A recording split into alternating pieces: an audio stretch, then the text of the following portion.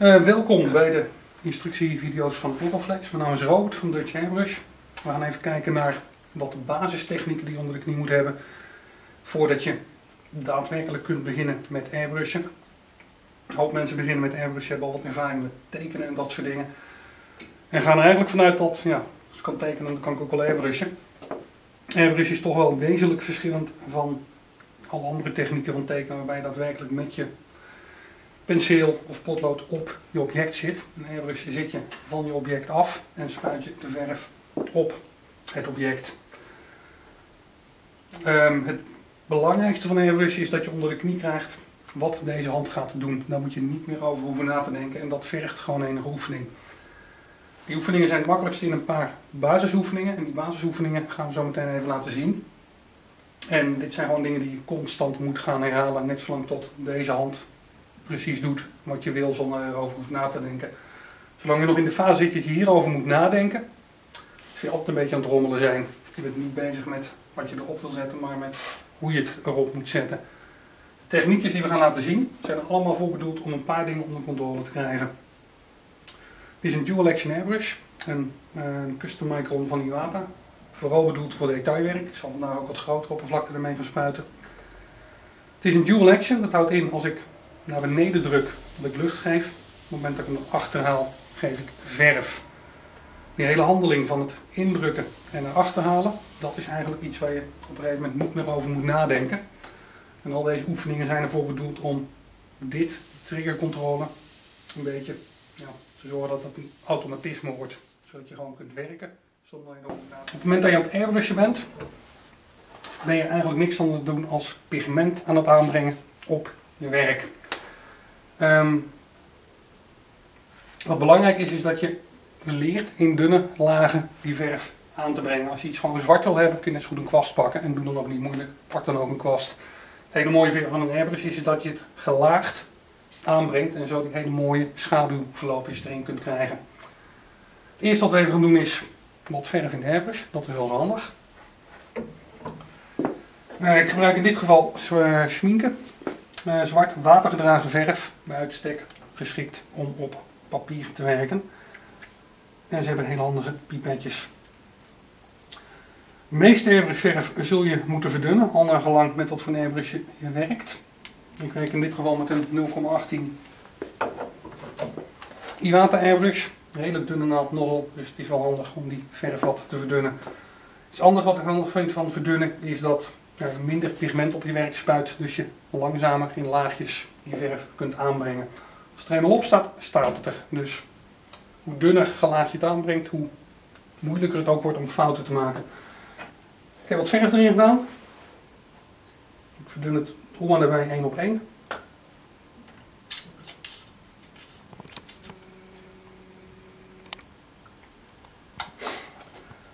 De eerste oefening die we gaan doen is bedoeld om weer die trekkercontrole een beetje erin te krijgen. Dat gaat met eigenlijk alle oefeningen die we nu gaan zien gebeuren. En wat we nu willen gaan doen is langzame verloop van donker naar licht. Belangrijk zijn een paar dingen. 1, ik heb altijd een blaadje naast mijn werk liggen, zodat ik eerst even kan uitproberen, doet die airbrush wel wat ik wil. Zit er geen verf meer in vast, zodat ik er een hele splatter op krijg. Dat soort dingen. Je kunt ook meteen, als je wat verder bent, dan is dat niet meer nodig. Maar zeker als je in het begin zit, kun je meteen even kijken van, nou ja, hoe ver moet ik er van afzitten, wat gebeurt er als ik met die airbrush aan de gang ga, zodat je al wat feeling hebt voor wat er zo meteen gaat gebeuren als je daadwerkelijk op je werk aan de gang gaat. Een paar dingen belangrijk bij deze oefening. We gaan een verloop opbouwen. Het houdt in dat we langzaam steeds meer laagjes pigment gaan aanbrengen, waardoor deze kant donkerder wordt en die kant lichter wordt. Belangrijk bij airbrushen is dat je altijd die lucht erop houdt. Dus dat is iets wat je ook moet gaan aanleren. In principe gaat die lucht er alleen maar af als de telefoon gaat of je ermee stopt. Voor de rest proberen we, zeker bij deze oefeningen, constant die lucht erop te houden.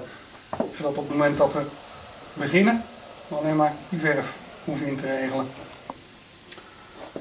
Je kunt ook meer en minder lucht geven, maar dat is iets wat later komt. Dat is, begin eerst eens even met die triggercontrole. Ik begin buiten mijn werk en ik eindig buiten mijn werk. Dus wat ik zo meteen ga krijgen, ik begin hier met lucht. Hier start ik mijn verf, verf en hier stop ik met mijn verf.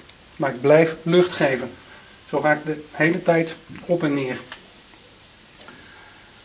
Dus als je de lucht ophoudt, het voordeel daarvan is dat je eigenlijk nog maar één ding hoeft af te regelen. Hoeveel verf ga ik geven? Op het moment dat ik hier ook zou stoppen met mijn lucht, moet ik weer opnieuw gaan kijken hoeveel lucht ik moet gaan geven. En loop ik dus het risico dat ik strepen ga trekken in plaats van dat ik een mooie, langzame overgang spuit. Ik probeer altijd eerst even buiten mijn werk te kijken of die airbrush goed reageert. We gaan laagjes aanbrengen. Dus ik begin met mijn eerste laagje hier.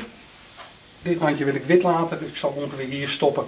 Vervolgens ga ik een volgend laagje aanbrengen die weer iets vroeger stopt. En zo ga ik net zo lang door totdat dit vol met pigment zit, gewoon echt zwart is. En het langzaam mooi overloopt naar wit.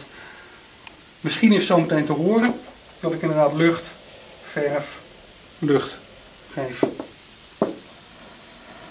Let op de afstand.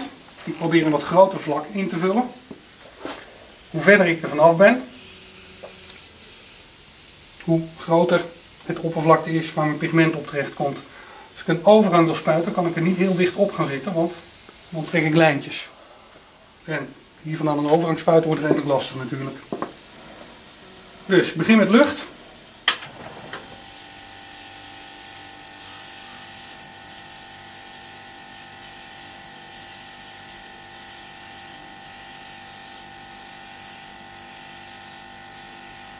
Nou, je ziet, er wordt eigenlijk nauwelijks verf aangebracht. Hoe minder verf je aanbrengt, hoe mooier je overgangen worden. En hoe makkelijker het is, tenminste hoe moeilijker het wordt om fouten te maken. Als ik nu in één keer dit had gedaan, ja, krijg je een streepjes in, dat wil je niet zien. En we gaan nu gewoon constant door met het aanbrengen van meerdere lagen pigment, zodat we langzaam die overgangen bewerkstelligen.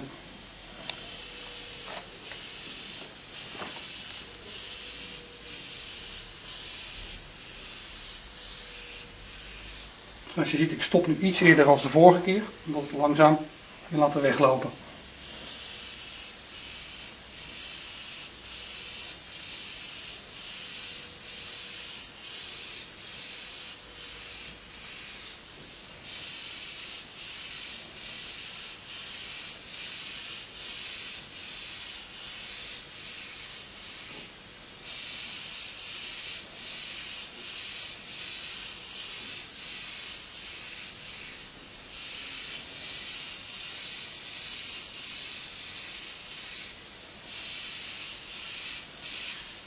En toen was de verf op. Dat heb je met wat grotere oppervlaktes in een klein cupje.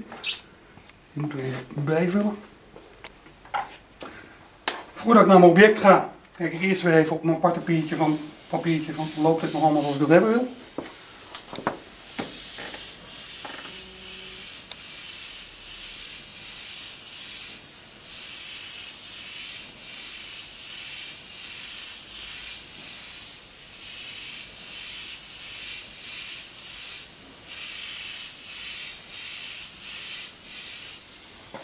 Oefening 1.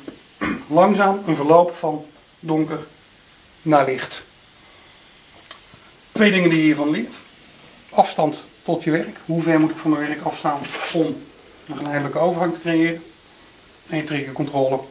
En hoe minder ver ik die trigger naar achteren haal, hoe minder pigment ik aanbreng. Dus hoe vloeiender een overgang zal worden.